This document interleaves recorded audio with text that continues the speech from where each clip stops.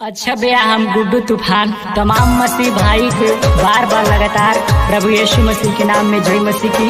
और हम जवन भोजपुरी मसीह गाना सभी के बीच में लेके आए बनी, आशा न बल्कि पूरा विश्वास बा कि सुन के जरूर प्यार और दुलार और आशीर्वाद दे।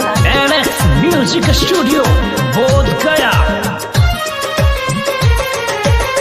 यीशु मसीह के सुनाए भैया, जानेला सागर जहानवा।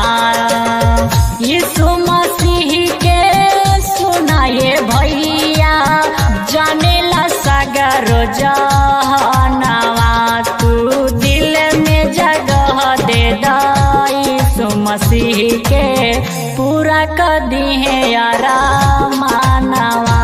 तू दिल में जगह दे दा यीशु मसीह के, पूरा कर दी है यारा मानवा।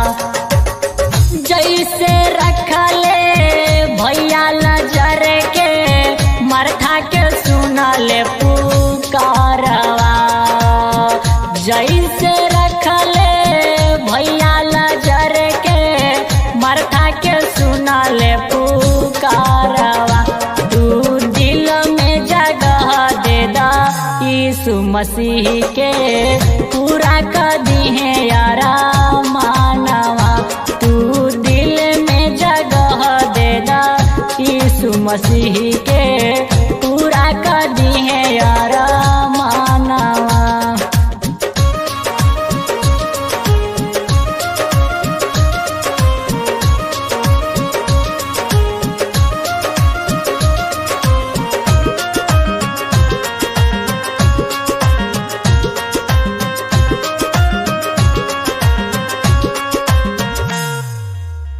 सपना सजावल यीशु मसीह से, दूर ना होई कबो मानवा।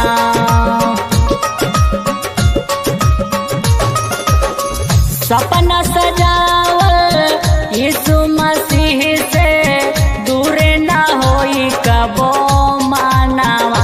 हम ता यीशु मसीह के देखे रोजे, देखे रोज सपनावा।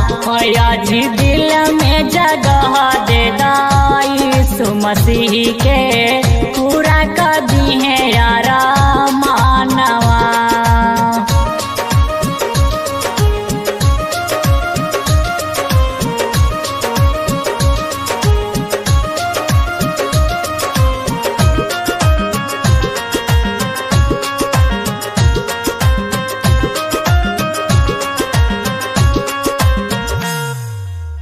लिखले संध्या यीशु भजनवा, गावेला गुड्डू तूफानवा।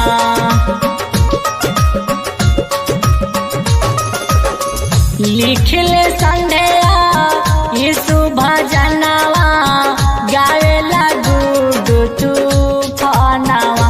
आज दिल में जगह दे दा यीशु मसीह के, पूरा कर दी है यारा